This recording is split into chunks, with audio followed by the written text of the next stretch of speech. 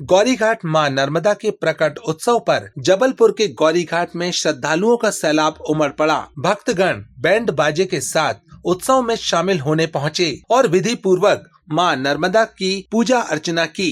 इस भव्य आयोजन में केंद्रीय मंत्री प्रहलाद सिंह पटेल, लोक निर्माण मंत्री राकेश सिंह, जबलपुर के महापौर जगत बहादुर सिंह अन्नू सहित अन्य जन प्रतिनिधि एवं साधु संत भी उपस्थित रहे। घाट पर दूध से अभिषेक कर मां नर्मदा का विशेष पूजन किया गया। नर्मदा तट पर हजारों श्रद्धालुओं ने पुण्य स्नान कर आस्था की डुबकी लगाई और मां नर्मदा से सुख समृद्धि की कामना की। श्रद्धालुओं की सुविधा के लिए मेडिकल सहायता केंद्र एवं पुलिस प्रशासन द्वारा सुरक्षा के कड़े इंतजाम किए गए। घाटों की स्वच्छता व्यवस्था भी चाक चौबंद नजर आई। जगह जगह भंडारे का आयोजन किया गया, जहां श्रद्धालु प्रसाद ग्रहण कर रहे हैं। मातृ शक्ति महिला मंडल ने 1100 मीटर लंबी चुनरी अर्पित कर मां नर्मदा का भव्य श्रृंगार किया।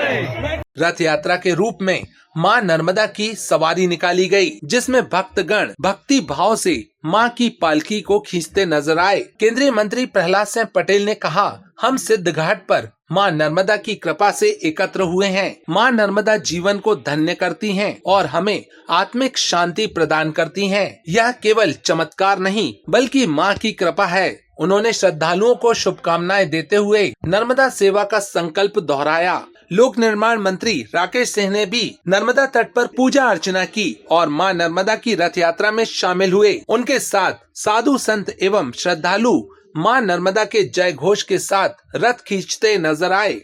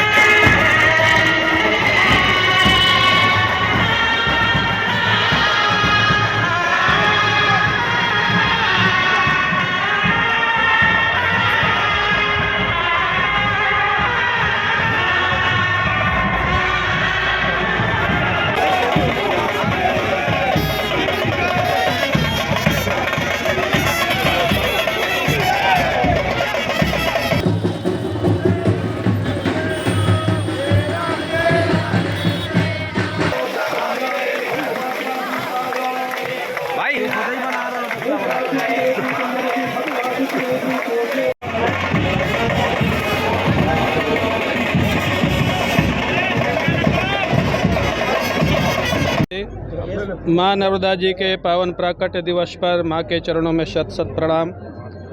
हमारे नर्मदा पुराण में लिखा हुआ है कि बाकी नदियाँ कलयुग के 5000 वर्ष व्यतीत होने तक लुप्तप्राय हो जाएंगी, लेकिन माँ नर्मदा जब से सृष्टि है तब से हैं और जब तक सृष्टि रहेगी तब तक रहेंगी, पुराणों में लिखा है। और वैज्ञानिक दृष्टि से भी जैसे गंगा जमुना का जो स्रोत है वो ग्लेशियर है जो कि निरंतर पिघल रहा है।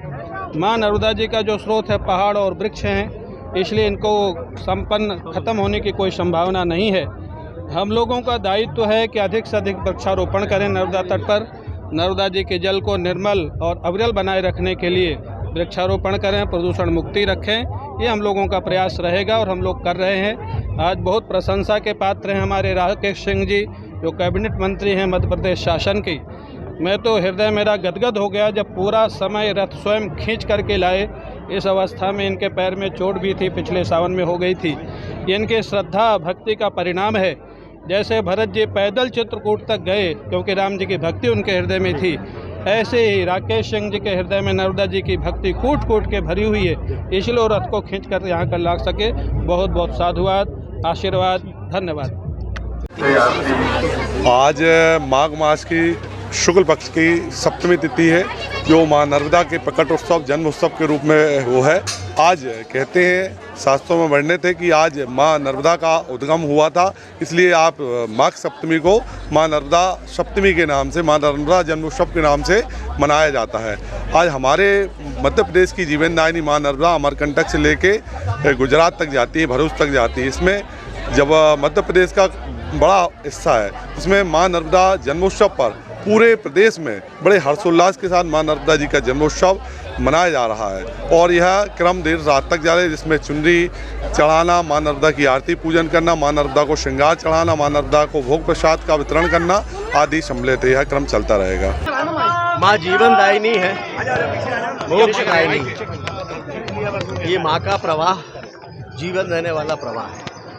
जब तक ये प्रवाह है तब तक ये सभ्यता है और मानव समाज हम सबकी जिम्मेदारी है कि हम सब माँ को स्वच्छ और निर्मल बनाकर रखें। भक्ति के साथ साथ हम अपनी जिम्मेदारी का निर्वहन भी करें। आपकी व्यवस्थाएं इस बार बेहतर दिखी है नर्मदा तट पर। व्यवस्थाएं माँ की हैं, माँ का प्रकट उत्सव है। माँ ही निर्धारण करती है कब, कहाँ और कैसा होगा। ये पहली बार हुआ रथरी खींचने का निर्णय आपने लिया? मेरा निर्णय नहीं है, माँ का निर्णय है। मैं खींच नहीं रहा हूँ, माँ का आशीर्वाद है। आम लोगों के लिए कोई संदेश दे दें? मैंने कहा भक्ति के साथ हम सबको अपनी जिम्मेदारी का भी निर्वहन करना है। माँ निर्मल रहे, स्वच्छ रहे, हम सबकी सामूहिक जिम्मेदारी है। मैं रेवा जयंती के दिन तो तट पर नहीं आता, पर परसों दादा गुरु की आज्ञा हुई थी, तो मेरा सौभाग्य है कि उनकी उपस्थिति में आज मैया का पूजन किया है। पहले जब परम पूज्य श्री वासी जी की उपस्थिति होती थी तब जरूर उनके साथ पूजन का सौभाग्य मिलता था, तो शायद बरसों बाद मुझे आज तट पर आने का आज के दिन मौका मिला है। वैसे तो मैं तट पर आता हूँ, लेकिन मैं इतना ही कहूँगा कि जो अपील की है दादा गुरु ने, वृक्ष का लगाना, यही माँ नर्मदा की सेवा हो सकती है। शुद्धि रखना ये दूसरी सेवा हो सकती है। अगर हम नर्मदा के भक्त हैं, अगर इस महानगर में हम यही वैभव और यही दिव्यता देखना चाहते हैं, तो हम वृक्ष लगाएं और शुद्धि की चिंता करें, यही प्रार्थना है। तो भाई साहब, उसके बाद जो संत समुदाय है एक दूसरे पे आरोप लगा रहे, बोलते हैं कि जो लोगों की मौत हुई है वो उनको मुक्ति मिली है, मोक्ष मिला है, वहीं दूसरे तरफ शंकराचार्य इसका मैं ये मेरी पात्रता नहीं है। पटना में जानता हूँ कि बसंत पंचमी का जो अमृत स्नान है वो निर्विघ्न संपन्न हुआ है। ऐसी कृपा बनी रहे, यही प्रार्थना। मध्य प्रदेश में प्रदेश माँ नर्मदा जी का प्रकट उत्सव है।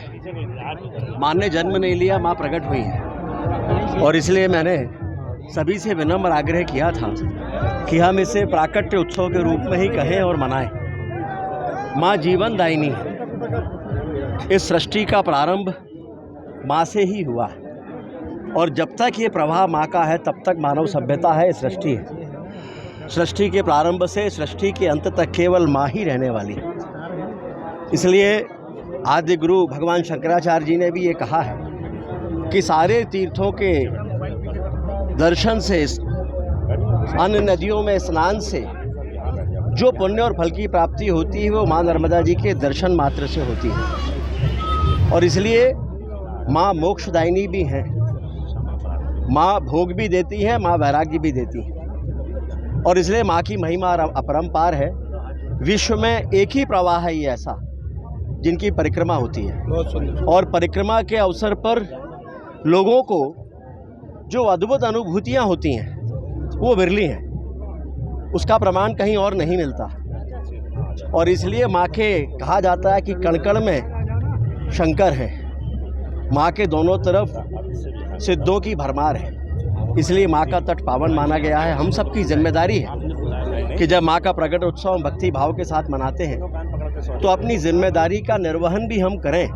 वो जिम्मेदारी है माँ को स्वच्छ, सदा नीर और निर्मल रखने की, और सब हम अपने अपने हिस्से का योगदान देंगे तो सृष्टि के प्रारंभ से तो माँ ने हम सभी को बहुत कुछ दिया है, लेकिन सृष्टि के अंत तक हम मानव सभ्यता को बचा कर रख सकेंगे। माँ के चरणों में कोटि कोटि नमन। स्वच्छता एक बड़ा चुनौती हमेशा रही है